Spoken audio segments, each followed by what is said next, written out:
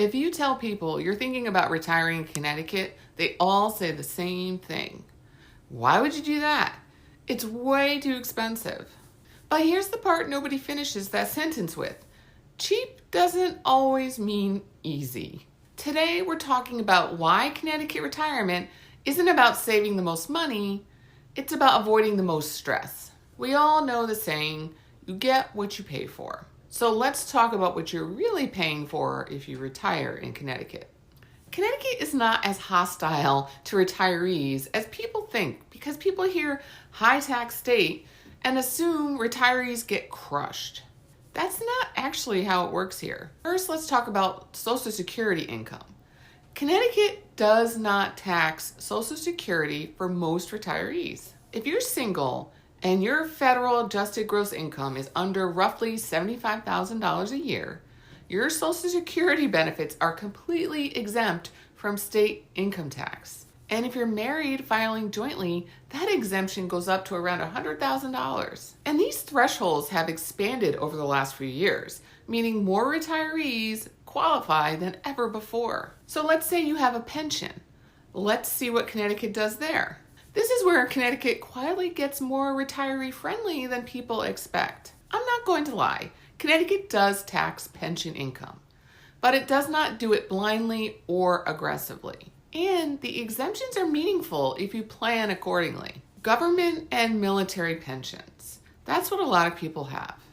And military retirement pay is fully exempt from Connecticut state income tax. Now let's talk about private pensions and retirement accounts. For retirees below certain income thresholds, Connecticut allows partial exemptions on pension and annuity income. So that includes income from traditional pensions, IRAs, and 401ks. In practice, that means many retirees are not paying state income tax on the entire pension amount, only a portion of it. And here's the key point most people miss. Connecticut has been expanding these exemptions gradually over time, not shrinking them. The state has made a very deliberate effort to ease the tax burden on retirees once they leave the workforce. And this fits the broader Connecticut pattern. High cost while you're earning, more relief once your income becomes fixed. Now, is Connecticut the most pension-friendly state in the country? No. But it's also not the retiree tax trap people assume it is, especially if your retirement income is a mix of Social Security, pension income, and withdrawals rather than high earned income. So for many retirees, the actual tax picture ends up being far more manageable than the reputation suggests. And not to mention, Connecticut offers property tax relief for seniors.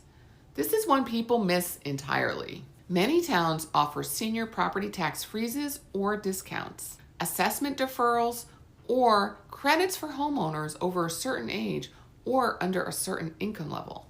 These programs are for seniors aged 65 and older or those who are totally disabled. Obviously, income limits do apply, and the program is designed for homeowners whose annual income does not exceed certain thresholds. Unfortunately, it's not automatic. You usually have to apply, but once in place, it can dramatically reduce your year-to-year volatility with taxes. And for retirees on fixed incomes, that stability matters. So Connecticut doesn't eliminate property taxes for seniors, but it does smooth them out, which is the part that actually impacts retirement planning the most. So yes, Connecticut is expensive, but it also adjusts the rules once you stop working to make living here a little less pricey. Another reason why people choose to make Connecticut their retirement home is they're paying for stability. One of the biggest things retirees value, whether they realize it or not, is predictability. Connecticut just doesn't swing wildly. Housing markets don't boom and bust overnight. Policies change slowly and with plenty of warning. That matters when you're on a fixed income or planning decades ahead. So you're paying to live somewhere where services don't disappear and the rules don't change midstream. And that kind of stability isn't flashy, but it's incredibly calming when you're no longer working. And retiring here also means healthcare access that you don't have to plan your entire life around. This is a big one and often way underestimated. Connecticut has dense healthcare coverage. several major hospital systems, specialists within short driving distance, and access to top-tier care without relocating, which means you don't have to move when your health needs change. Or you don't need to plan a day-long trip for appointments, and you don't need to worry about being too rural for care. You're paying for proximity, and when you're retired, proximity is priceless. And on top of convenience, we have top-notch healthcare here. I can't tell you how many times I've heard people complain about healthcare down south, especially Florida. People tell me all the time doctors down there just don't care because there's so much of an older population down there. They just don't give you the attention you need. Or you're having to travel long distances for healthcare, or just plain getting bad healthcare advice, or lack of urgency. It's very sad but true. We are not like that here in Connecticut. People will travel back up north just to get the medical attention they need when they live down south.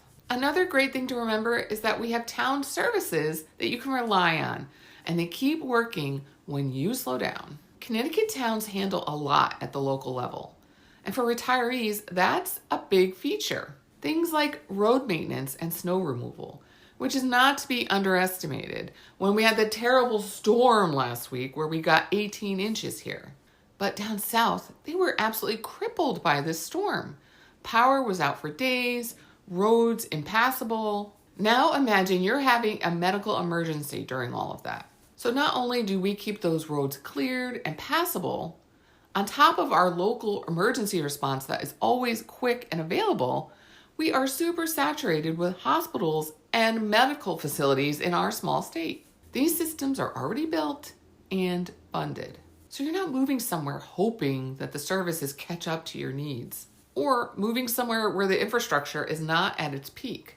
You may grumble about your taxes, but you really have to ask, why is my road not plowed? Or why hasn't the ambulance arrived yet? Another thing Connecticut provides is safety without the spectacle. Connecticut consistently ranks as one of the safer states in the country, not because of flashy policies or dramatic enforcement, but because of a stable community, consistent funding, and local accountability. And for retirees, safety isn't about excitement, it's about peace of mind.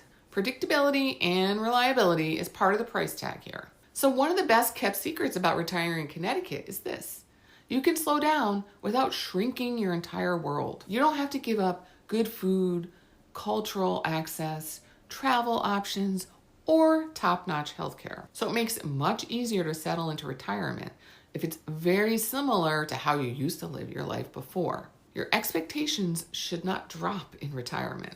The truth of the matter is, the real value in retiring in Connecticut is that there's less replanning for later. So what does that mean? A lot of retirees who move down to cheaper states like Florida, the Carolinas, the Southwest, eventually face rising insurance costs, declining services, healthcare access issues, climate risk, which is a huge one. Yes, I'm talking about hurricanes, flooding, wildfires, excessive drought. Too many folks move away only to realize that the grass is definitely not greener. So not only did it wind up being way more expensive than you thought, but now they're dealing with possibly having to move again. Connecticut costs are definitely more upfront, but it often reduces the odds of you having to uproot your life later. So by living here, you're paying for a place that works across many life stages. So yes, Connecticut is expensive. I'm not going to sugarcoat anything, but retirement should not be about chasing the lowest cost. It should be about choosing the place